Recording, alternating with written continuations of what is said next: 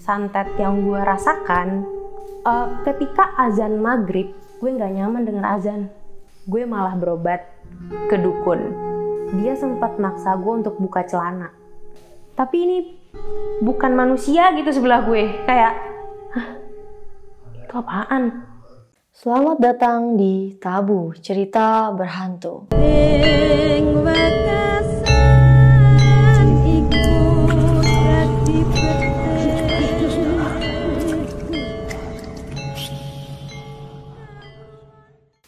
Hai, namaku Vira. Aku sebagai pekerja biasa yang ingin membagikan pengalaman hidupnya sama kalian, sama kamu semua yang bergabung denganku hari ini.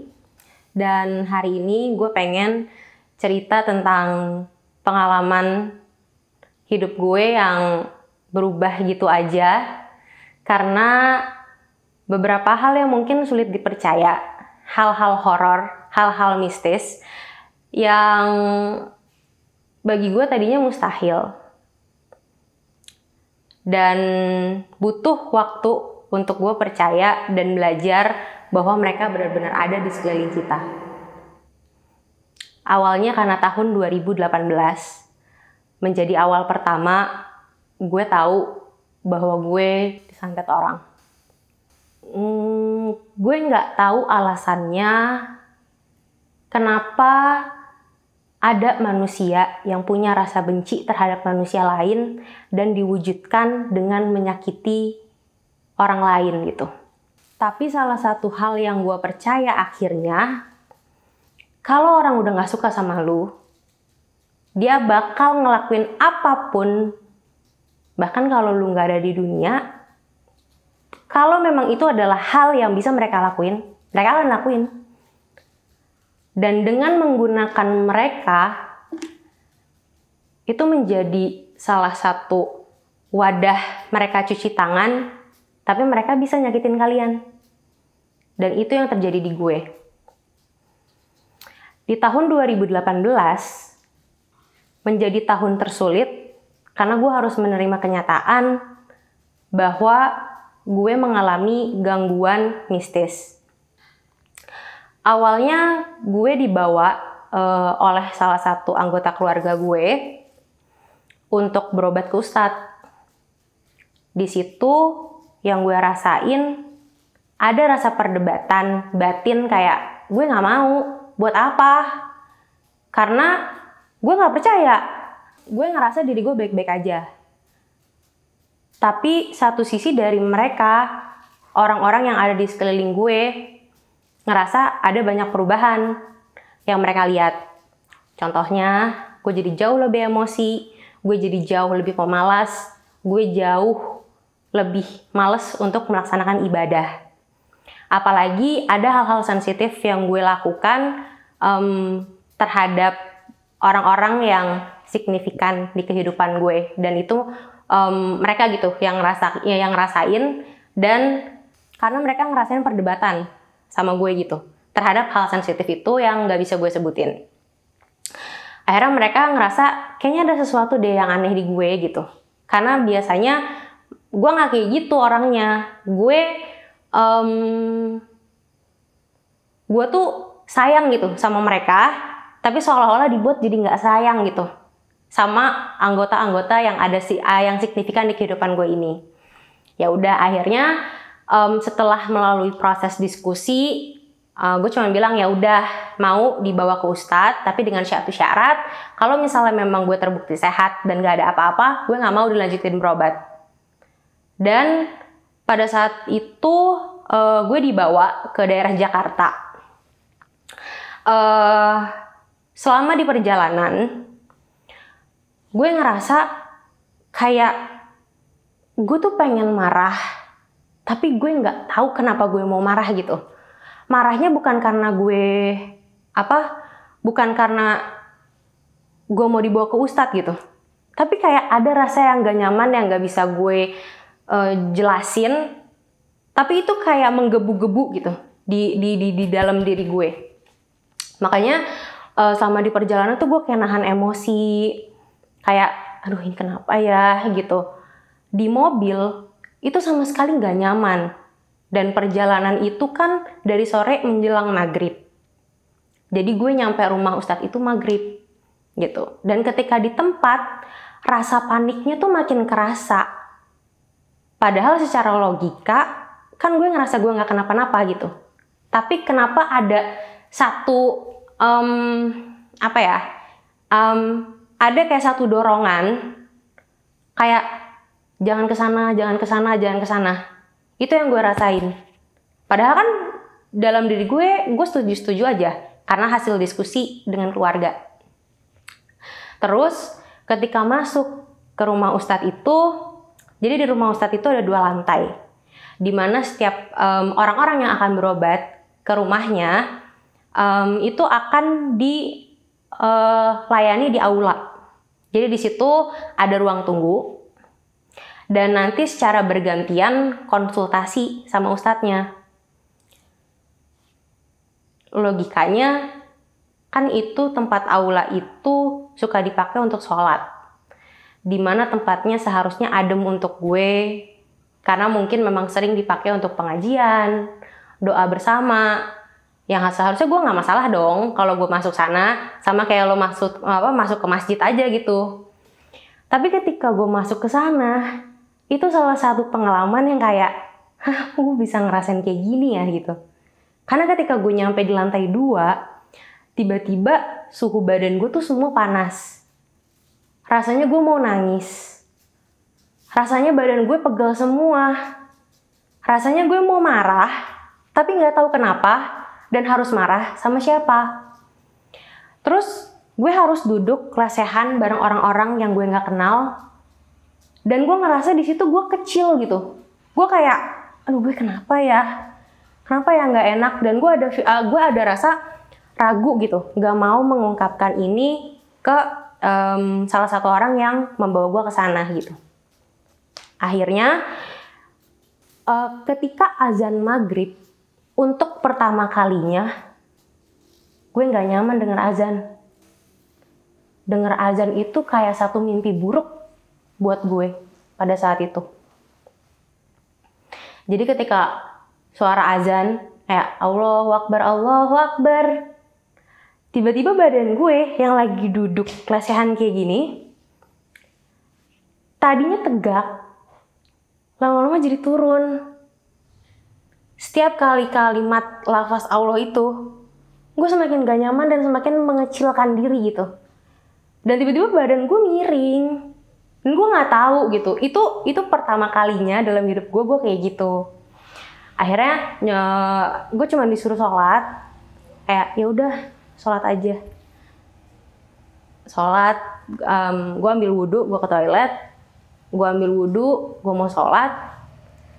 Dan ketika gue mau sholat, itu rasanya berat. Gue pengen nangis. Dan gue nggak sanggup buat ngelanjutin setiap rakaat gitu. Akhirnya ketika ya udah deh gue paksain sholat. Dan setelah salam terakhir, di situ gue langsung, karena gue nggak bisa nahan, gue akhirnya bilang nggak bisa, ini badan sakit banget, ini kenapa? Nggak bisa, nggak tahu gitu. Terus ya udah, akhirnya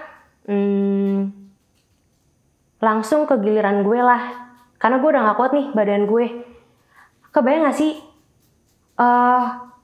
Ketika gue masuk aula itu, gue berasa kayak gue setannya. Itu berat banget gitu. Dan itu gak nyaman. Akhirnya ya udah, gue bilang sama ustadznya, di aula ini gue ngerasain badan gue tuh jadi berat semua. Ini kenapa? Jadi kayak sebelum gue menceritakan duduk permasalahan yang terjadi di gue lebih memilih untuk menceritakan ini sekarang saya kenapa, kayak gitu. Ya udah, akhirnya ustadznya cuma bilang, ya udah sini, kamu saya doain, nanti kita lihat ini kamu perlu diruqyah lebih lanjut atau enggak. Ya udah, akhirnya gue didoain. Jadi di bagian leher gue itu dipegang, didoain sama dia. Setelah didoain, reaksi gue tuh cuman batuk sama muntah. Yang gue pikir, oke, selesai, gak kenapa-napa. Gue pikir begitu. Tapi ternyata itu adalah awal mula dari semuanya. Ketika gue selesai berobat, gue pulang dari rumah Ustadz itu, gue sampai rumah, gue gak nyaman ngelihat rumah gue sendiri. Gue ngerasa asing sama rumah gue. Tapi gue cuman, ya udah masuk aja ke rumah kayak biasa. Akhirnya gue pergi ke kamar gue untuk istirahat.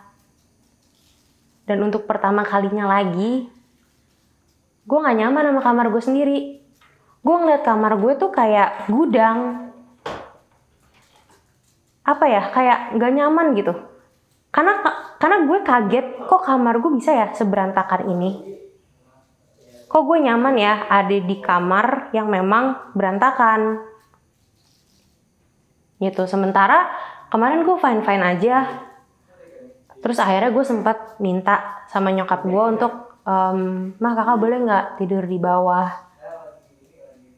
Terus gue nggak tahu, mungkin nyokap gue lupa dengan kejadian gue. Nyokap gue dengan entengnya bilang, "Enggak, udah tidur sendiri aja." Ya udah dong, akhirnya gue tidur sendirilah malam itu. Yang gue kira nggak akan ada apa-apa. Ketika malam tiba, gue tidur dalam keadaan lampunya dimatiin. Tapi gak lama dari situ, yang gue rasain adalah gue tidur nih. Gue tidur terlentang, tapi di atas gue itu kayak ada satu pintu yang coba didobrak sama banyak makhluk. Gue gak tahu ada berapa, tapi yang jelas gue ngerasa kayak gue lagi nahan pintu itu. Gue lagi nahan pintu itu supaya mereka gak masuk. Dan itu rasanya kayak digedor-gedor. Dan gue ngerasa kayak ini gue kayak ditekan-tekan gitu loh. Kayak mereka berusaha untuk masuk. Dan gue yang kayak, ini apa ya? Apa gue ketindihan? Apa ini cuma mimpi? Tapi selama tidur, rasanya berat. Terus juga sesek. Gak tenang. Gue udah berusaha buat doa. Juga gak bisa.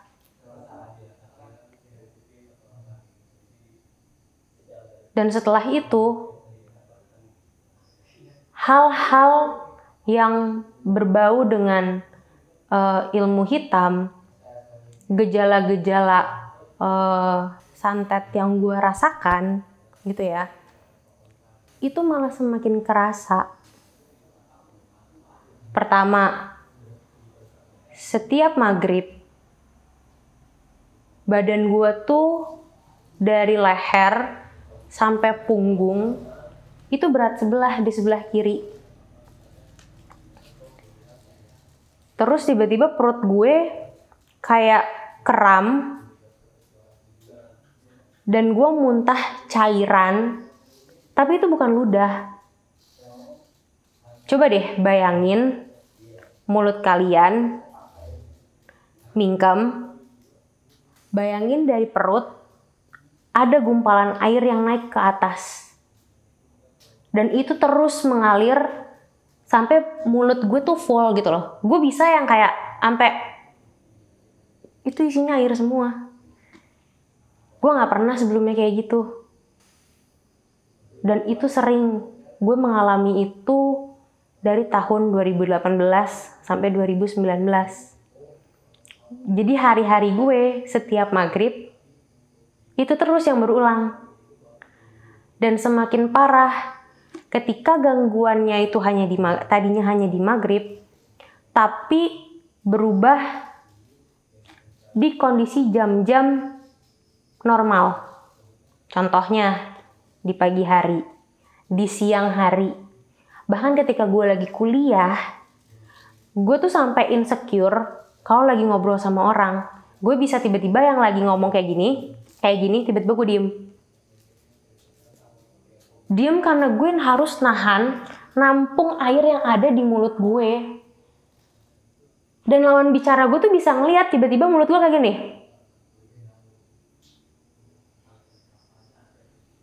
Menggembung dengan sendirinya. Dan itu, cairan itu harus dibuang. Dan gue terus-terusan muntah air itu gitu. Apakah ada kondisi medis tertentu? Enggak. Karena gue cukup rajin untuk cek darah.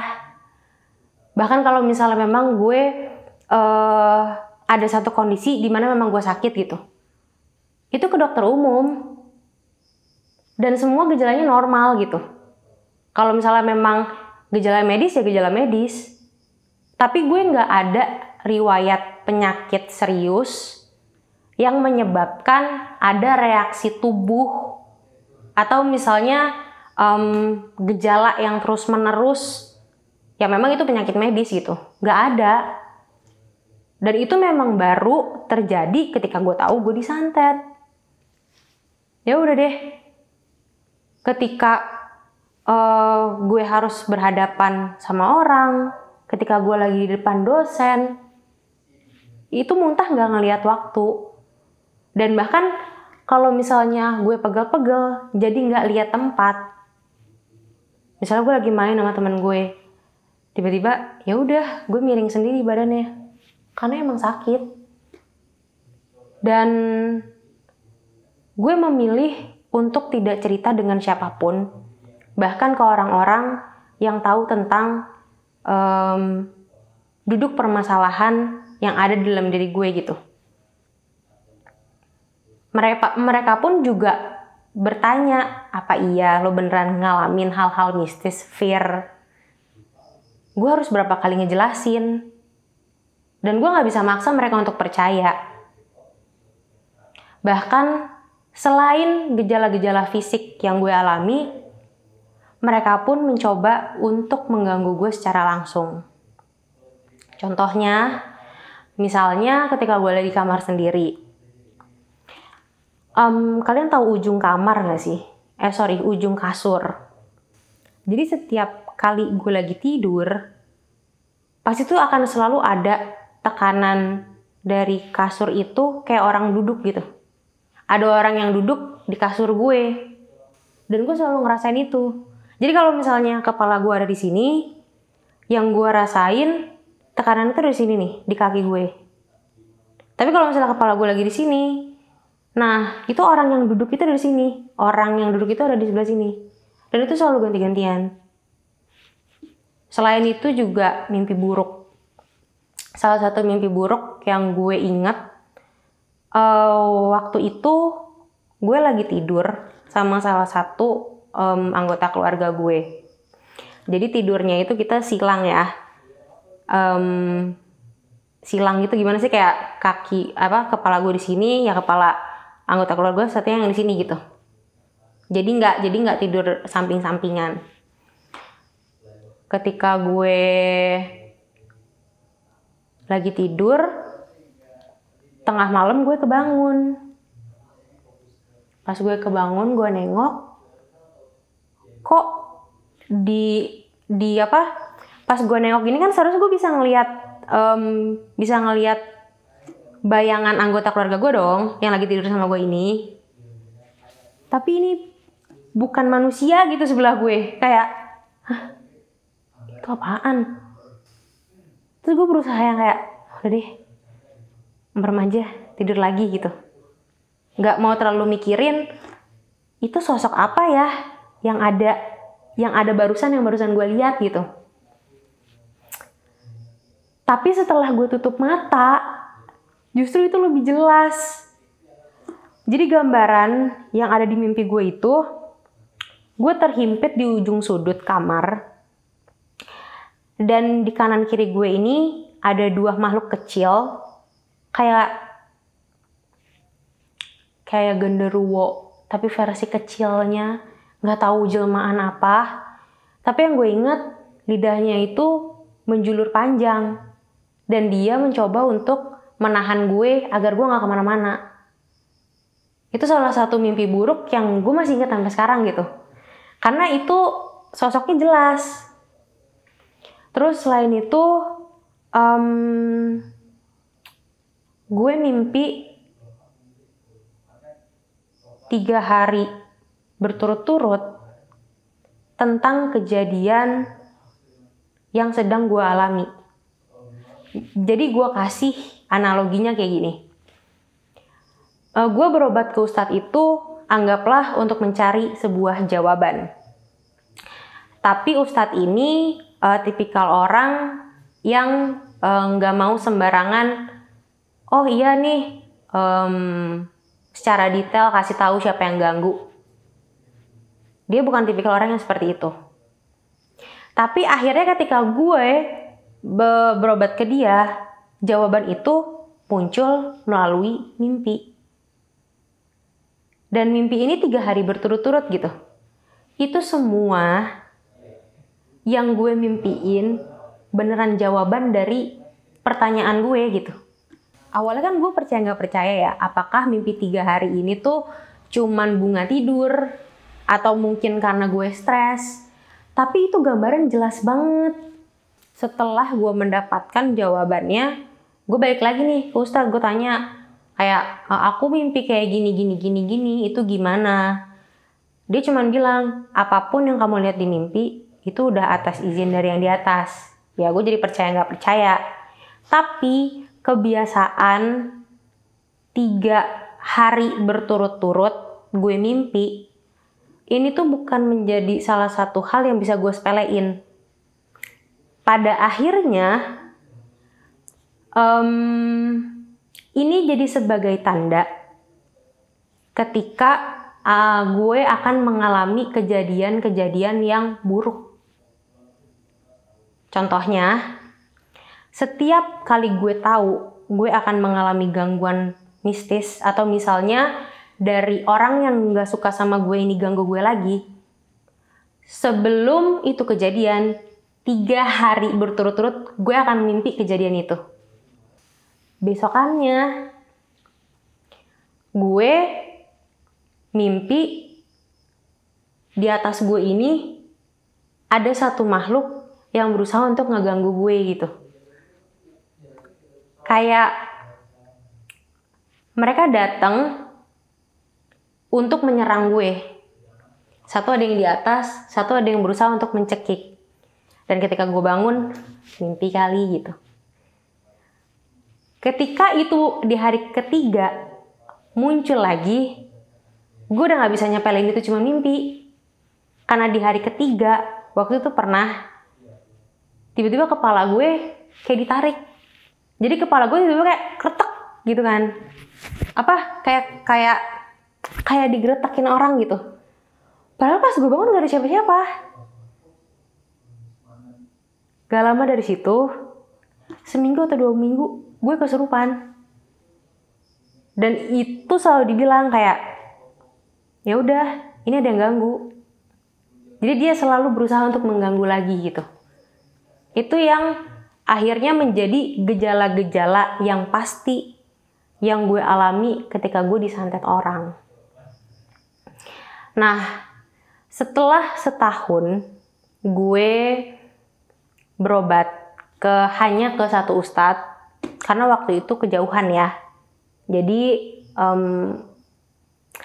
kalau boleh dibilang, ketika lo mengalami gangguan mistis, lo nggak bisa bergantung dengan satu orang gitu.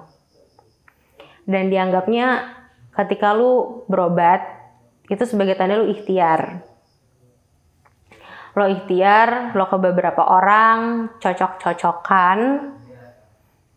Akhirnya di tahun berikutnya, gue pindah orang. Pindah untuk kembali berobat, karena gue masih nggak tahu nih, kenapa gejala yang ada di gue ini masih terus ada. Tapi sayangnya, gue salah berobat waktu itu. Untuk kedua kalinya, gue malah berobat ke dukun. Waktu itu gue nggak tahu dia dukun. Karena gue pikir orang-orang yang memiliki kelebihan, yang mampu untuk sebagai wadah pertolongan, gue kira baik-baik aja selama kitanya nggak menggunakan selama kitanya nggak menyalahgunakan itu. Karena kan jatuhnya kita yang perlu untuk diobatin, kita yang korban.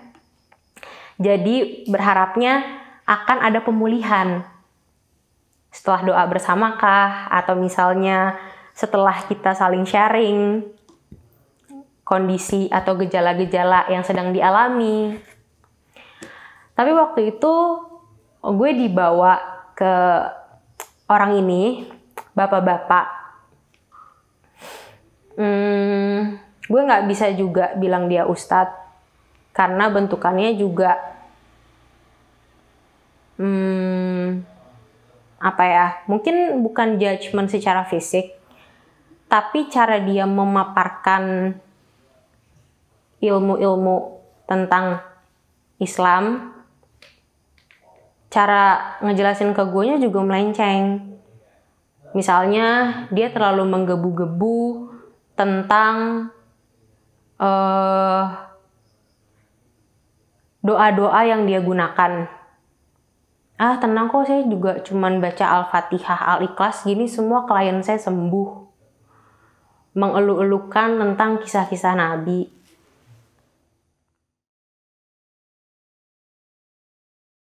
Tentang kisah-kisah Nabi. Lalu dia juga promosi bahwa keilmuan yang dia punya ini di jalan Allah. Menurut gue, ketika seseorang semakin menyebutkan poin-poin yang terlalu detail atau terlalu dijelasin gitu, itu kayak orang yang butuh validasi bahwa kayak yang gue lakuin tuh bener. Sementara orang yang memang bener sebenarnya nggak perlu untuk melakukan itu.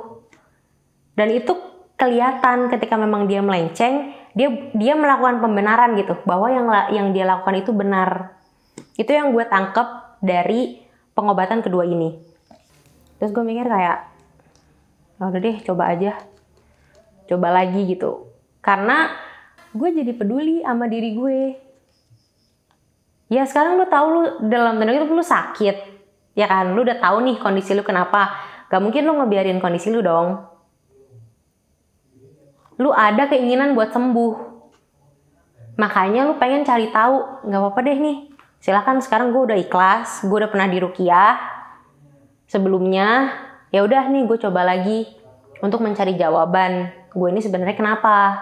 Karena gejala-gejalanya makin kerasa. Tolong dong, gue pengen hidup normal gitu.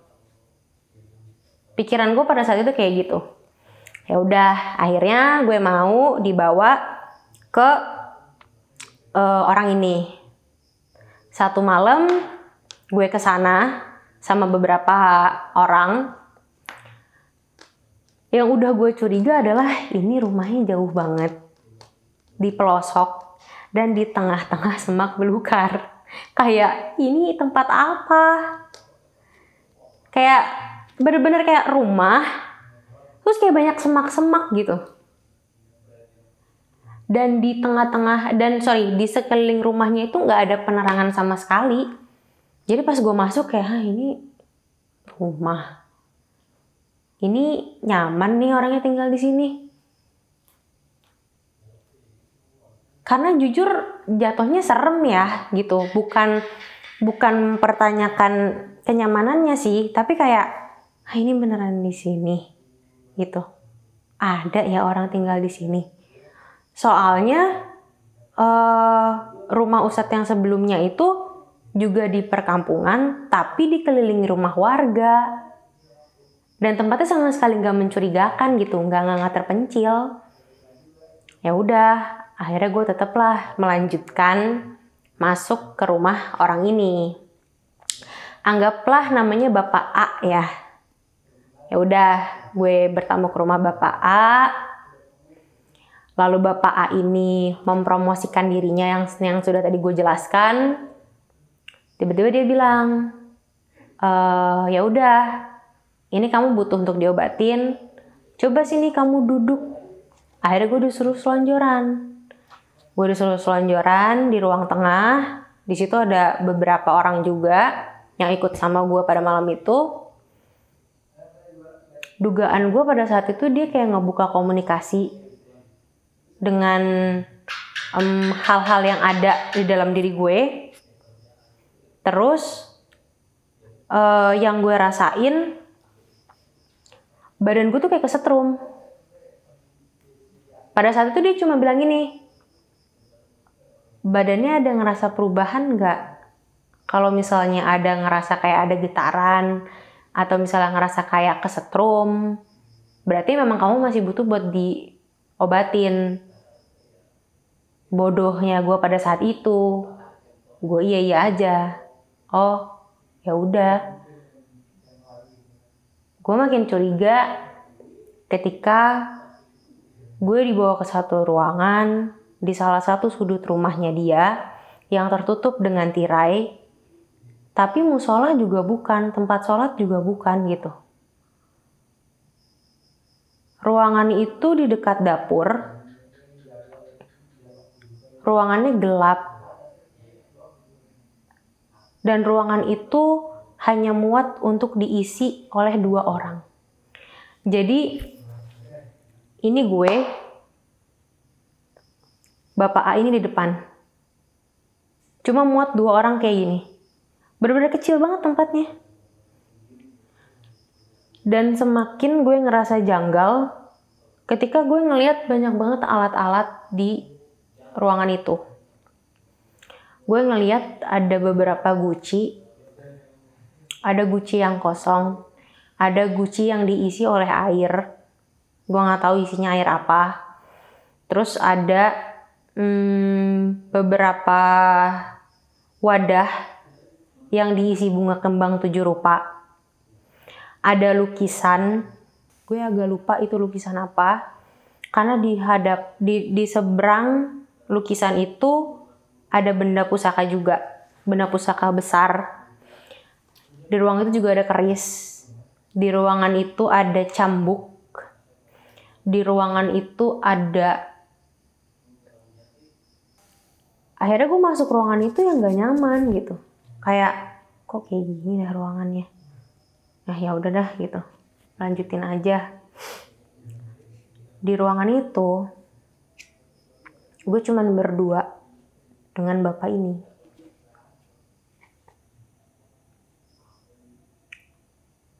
Mungkin karena kejadiannya udah lalu dan gue udah bisa nerima kejadian ini, gue menganggap hal ini pelajaran ya. Dan semoga aja ini nggak terjadi di kalian. Pada saat itu, ketika sedang berdua, dia sempat maksa gue untuk buka celana. Cambuk yang ada di ruangan dia diikat ke leher gue. Kayak digini gitu. Diancam. Terkuaklah ada 3 makhluk di badan gue. Katanya kalau tuh jimat dicopot, gue berubah lagi jadi kuntilanak. Emang rese itu dukun. Gue pegang boneka.